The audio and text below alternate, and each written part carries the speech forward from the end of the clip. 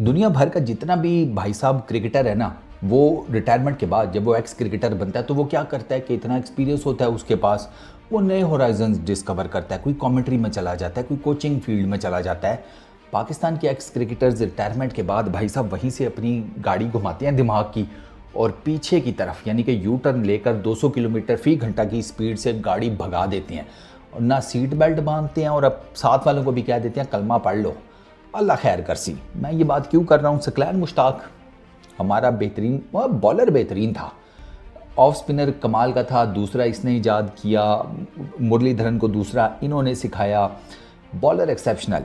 लेकिन भाई साहब उसके बाद वही एक्स क्रिकेटर्स वाला जो है ना हुलिया, वो इनके अंदर भी जन्म ले गया। वो कैसे?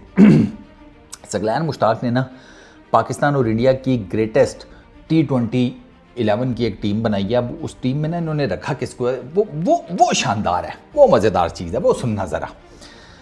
रोहित शर्मा, एक एक करके बात करते हैं ना। पहले मैं आपको बताता हूँ टीम, फिर ज़रा उसका पोस्टमार्टम करते हैं। रोहित शर्मा, बाबर आजम, विराट कोहली, सूर्या कुमार यादव, मोहम्मद रिजवान, ऋषभ पंत, शादाब खान, रविंद्र जडेजा, जसप्रीत बुमराह, शाहीन अफरीदी, नसीम शाह और 12th मैन रखा है रविचंद्रन अश्विन को। और ये है India Pakistan all time T20 11। किससे शुरू करें?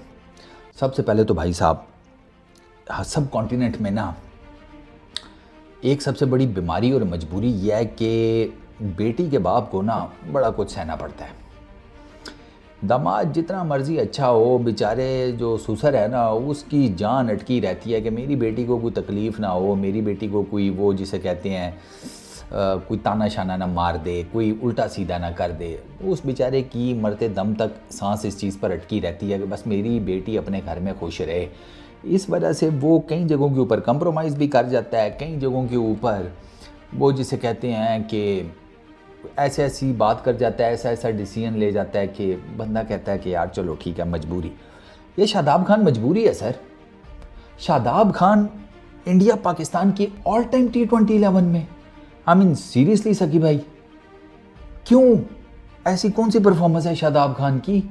और अगर हैं भी तो उन परफॉर्मेंसेस को तो सर को 2-4 साल गुजर चुके हैं। खुद सोचें उसके अभी पिछले 2-4 साल में शादाब की क्या परफॉर्मेंस है। एक तो मुझे ये नहीं समझ में आई कि शादाब खान कर क्या रहा है। और सकी भाई कहीं ऐसा तो नहीं है चैंपियंस कप में जो शादाब ने थोड़ी बहुत परफॉर्मेंसेस दी हैं आपने उनकी बेस के ऊपर इसको डाल दिया है?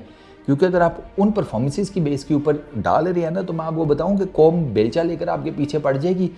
आपके दामाद के तो जिसे कहते हैं वो चाइना के जो उसने एग्रेशन थी ना, चाइना वर्जन है D क्लास एग्रेशन, अवाम ने तो उसका पोस्टमार्टम करके रख दिया है। शादाब खान को वो अवाम ने सुनाई है कि आपकी सोच है और आप इधर उसको वर्ल्ड मतलब ऑल टाइम T20 11। अच्छा सकी भाई MS धोनी नहीं पसंद आया हैं? MS धोनी को तो लोग आंखें बंद करके रखें, सिर्फ उसकी behind the wicket keeping skills, उसका माइंडसेट, वो जो विकेट के पीछे सिर्फ खड़े होकर वो जो कुछ कर लेता था उसकी बेस के ऊपर तो मेरा ख्याल है पहला नाम तो MS धोनी का बनना चाहिए था, बाकी सारे नाम बाद में आते। इंडिया को 83 के बाद पहला वर्ल्ड कप जिताने वाला कप्तान वो था। उसने इंडिया को वर्ल्ड T20 जिताया, चैंपियंस ट्रॉफी जिताई, 50 ओवर्स का वर्ल्ड कप जिताया, वो है ही नहीं। अच्छा दूसरा, दुनिया का इस टाइम T20 का बेहतरीन ऑलराउंडर हार्दिक पांड्या, वो क्यों नहीं है इसमें? और हार्दिक पांड्या तो कंसिस्टेंटली परफॉर्म कर रहा है। T20 तो उसकी जिसे कहते हैं स्टाइल ऑफ प्ले है, आपने हार्दिक पांड्या को भी नहीं डाला। अभी वर्ल्ड T20 में 2024 में उसने जो कुछ किया वो आपके सामने है, with the bat with the ball. India को जिताने में उसके बल्ले ने भी बहुत जिसे कहते हैं रोल प्ले किया, उसकी गेंदबाजी ने भी बहुत रोल प्ले किया, आपने उसको भी नहीं डाला। और तो और वैसे सकी भाई आपको 2 मैं नाम और बता देता हूँ, अभी आप उनके भी जाकर ज़रा T20 के अंदर स्टैट्स चेक करें। एक युजी चाहल, दूसरा भुवनेश्वर कुमार, ज़रा उसके तो जाकर T20 स्टैट्स इन दोनों के चेक करें। वो दोनों भी पक्के ठकी ऑप्शंस हैं। रोहित शर्मा समझ में आता है, बाबर या कोहली कोई एक, दोनों नहीं, दोनों का स्टाइल ऑफ प्ले एक ही तरह का है, दोनों T20 में तकरीबन एक ही तरह के बैटर्स हैं। दोनों का जिसे कहते हैं, आप इन दोनों में से किसी एक को रख लें, दो तो सवाल ही पैदा नहीं होता। और मेरे से अगर कोई पूछता है इन दोनों में से कौन, तो मैं तो कहता टॉस कर लो भाई, जिसके हिस्से का टॉस निकल आया ना वही खेल ले, क्योंकि ये दोनों ऑलमोस्ट 19-20 का फ़र्क है इनका, T20 इंटरनेशनल का या T20s का, सीधी सी जो बात है। तो इन दोनों के ऊपर तो मेरा जिसे कहते हैं ना, मैं टॉस के ऊपर जाता। स्काई बिल्कुल समझ में आता है, रिजवान नहीं समझ में आता, रिजवान नहीं समझ में आता सर इस टीम में। रिजवान T20 का अच्छा प्लेयर है, लेकिन सर ये ऑल टाइम 11 है, यहाँ इसमें रिजवान नहीं। पंत समझ में आता है, पंत इस वजह से कि विकेट कीपर बैटर, आपको जिस टाइप का वो मार धाड़ करने वाला बैटर चाहिए वो आपको समझ में आता है। यहाँ ऑनेस्टली स्पीकिंग ठीक है, चलो पंत की मुझे समझ आती है। शादाब खान सवाल ही पैदा नहीं होता, मतलब जहाँ पर कोई चीज़ नहीं पैदा होती ना, तो वहाँ पर लोग कहते हैं सवाल तो पैदा हो सकता है। मैं कहता हूँ कि वहाँ ऐसी चीज़ हो जहाँ पर कोई भी चीज़ ना पैदा होती हो और सवाल भी ना पैदा होता हो ना, तो वहाँ पर भी शादाब खान नहीं, सवाल ही पैदा नहीं होता। ऑल टाइम 11 में शादाब खान कैसे? नो वे। जडेजा नो ना, जडेजा का तो T20 में इतना अच्छा कोई रिकॉर्ड ही नहीं है। मुझे पता है, मैंने जडेजा के स्टैट्स एक दफ़ा किसी एक रिपोर्ट में पढ़े थे। वर्ल्ड T20 में जाने से पहले जड्डू की काफ़ी ज़्यादा बात हुई थी कि जड्डू की जगह पे रिंकू सिंह को जाना चाहिए। तो तब मैंने एक स्टैट पढ़े थे कि वो जड्डू और रिंकू सिंह का था कंपैरिजन, और जड्डू का T20 में किधर इतना कोई खास वो जिसे कहते हैं है रोल नहीं है। जड्डू की जगह आपको हार्दिक पांड्या को रखना चाहिए था, जेन्युइन ऑलराउंडर, T20 मटीरियल, ठीक है। तो जड्डू नहीं, जड्डू की जगह हार्दिक पांड्या।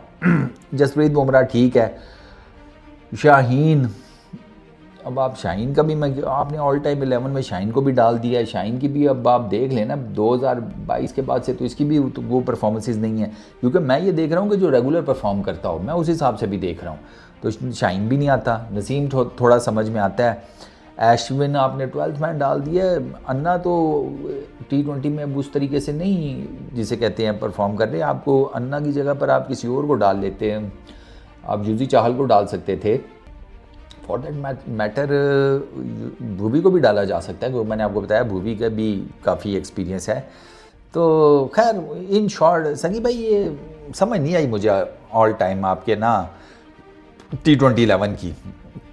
इसमें तो बहुत चेंजेस हो सकती हैं, कुछ नाम जो हैं उनका चले मुझे समझ में आता है, जैसे आपने रोहित का कहा ठीक है, बाबर विराट में से एक, स्काई ठीक है, पंत ठीक है, बुमराह ठीक है, नसीम शाह भी ठीक है। बाकी सर जो नाम है ना वो ना सर ना, सवाल ही पैदा नहीं होता। बहुत नाम है, MS धोनी नहीं है, पीछे क्या रह गया, बात ही ख़त्म हो गई ना। MS धोनी के ऊपर तो बात ही ख़त्म हो गई। आपने वो जिसे कहते हैं इंडियन ब्रेन ऑफ क्रिकेट को साइड पे कर दी है, और ये जितने आपने इंडियन यहाँ पे रखे हुए हैं ये तो सारे उसके बच्चे भी चूमड़े हैं। उसने ही इन सबको पाला पोसा है, उसी ने इन सब के कैरियर बनाए हैं। इनके अंदर टैलेंट था, पॉलिश तो उसी ने किया, इनके अंदर स्किल सेट था, पॉलिश तो उसी ने किया, कॉन्फिडेंस इनको सारा उसी ने दिया। ये रोहित शर्मा तो मिडिल ऑर्डर का बैट्समैन था, आज दुनिया के डोमिनेंट तरीन ओपनर्स में खड़ा होता है। क्यों? पीछे MS धोनी खड़ा था एक टाइम के ऊपर, वो उठाकर इसको ओपनर उसने किया था, और उसके बाद फिर रोहित शर्मा नहीं रुका।